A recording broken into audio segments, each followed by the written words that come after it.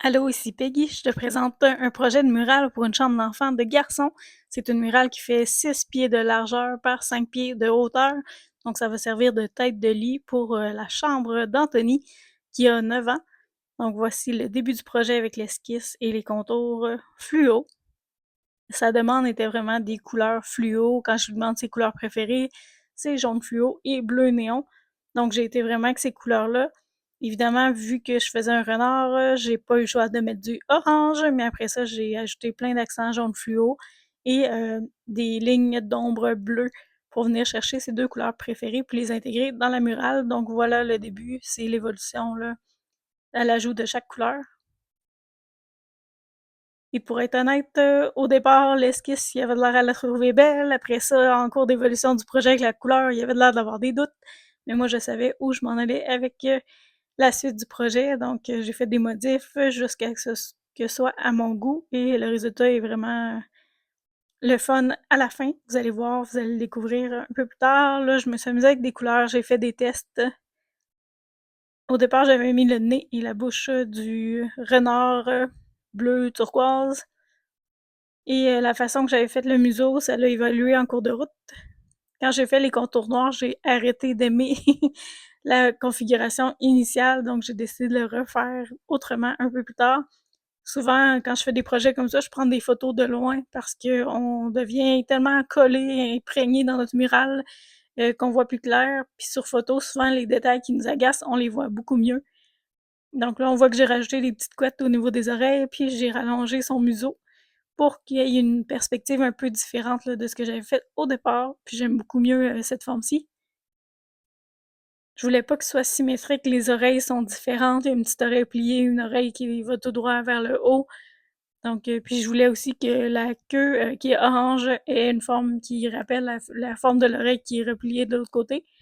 Donc, je me suis amusée après ça à créer beaucoup de mouvements. Et à la fin, j'ai ajouté des petites lucioles un peu partout de différentes couleurs parce que c'est un personnage qui est magique, mythique. Et avec Anthony, dans le projet de départ, on avait parlé de mettre des lucioles un peu partout. Donc voilà le résultat presque fini. Il y a beaucoup de petits détails pour le remplissage. J'ai découvert un nouvel outil qui est vraiment le fun pour faire du remplissage, du coloriage. Et c'est un outil que je vais réutiliser là, sur mes murales d'Halloween prochainement. C'est un genre de pinceau éponge, mais ça va super bien pour ce type de toile-là. Voici le résultat avec les petites étincelles. Ça, c'est des touches finales, là. Tout ce qui est pelage, les petits poils, les étincelles qu'on voit un peu partout. Ça, c'est fait avec un pinceau fin, mais le rough a été fait vraiment là, avec une éponge.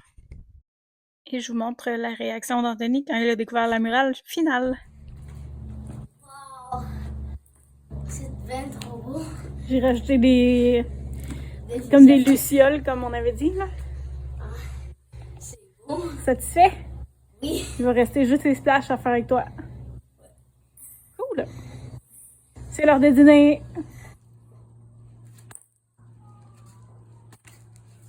Dans le haut? Dans le noir? Ouais.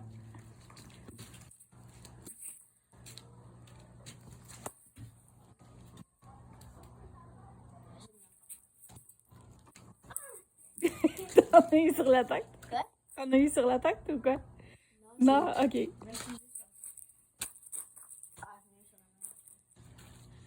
Encore une autre shot.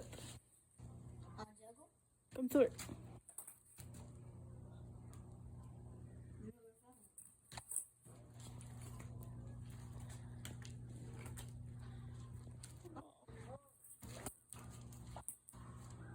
Parfait. Puis un petit coin en haut. Voici le résultat de toutes les éclaboussures faites par Anthony. Et voici la murale sous les blacklights alors qu'il fait noir. Donc la prochaine étape, ce sera de l'installer dans la chambre Anthony. Je remontrerai des photos là, dans les prochaines vidéos et sur mes réseaux sociaux. Et la prochaine murale pour une chambre d'enfant sera une murale pour Annabelle qui voulait une licorne avec un panda licorne. Donc c'est à suivre, ce sera ma prochaine murale pour une chambre d'enfant, cette fois-ci pour une fillette. Merci de ton écoute et à bientôt. Si jamais tu as un projet de peinture, grand format, petit format, mural, intérieur, extérieur, thématique pour une chambre d'enfant, n'hésite pas à faire appel à moi. En fait, comment je fonctionne, c'est que je crée les murales en atelier, donc il n'y a pas de chantier, pas de dégâts dans votre maison. Tout ce que ça prend à la fin pour installer le mural, c'est des punaises. Donc, 4 ou 5 punaises suffisent pour accrocher la murale. Donc, il n'y a presque pas de dommages au mur. C'est un gros, gros avantage. Pas de chantier chez vous, pas de peinture, pas d'abrillage, pas d'enfant qui ne dort pas dans sa chambre pendant une semaine de temps. Donc, tout est possible là, de le faire en atelier. Et ben, si vous préférez l'option sur mur, c'est quelque chose qui se fait aussi. Mais sachez qu'il y a de gros avantages à avoir une murale fixe. On peut même la désinstaller et la revendre après, quand les goûts de l'enfant changent. Donc, c'est un avantage économique non négligeable. Voici les infos pour me retrouver sur les réseaux sociaux. Tu peux rechercher Peggy Gendron Kin, K-I-N, sur Facebook. J'y partage plusieurs projets. C'est aussi possible de trouver des infos sur la programmation de mon atelier sur l'aquarium créatif avec le mot ART inclus dans le mot aquarium comme l'image qui suit. Donc sur cette page-là, je vais partager beaucoup de détails sur la programmation, les activités. Et au mois d'octobre, c'est mon mois préféré pour la création d'œuvres d'Halloween, Blacklight et fluo. Donc il y aura beaucoup, beaucoup d'activités. C'est à surveiller si jamais ça tente de co-créer avec moi.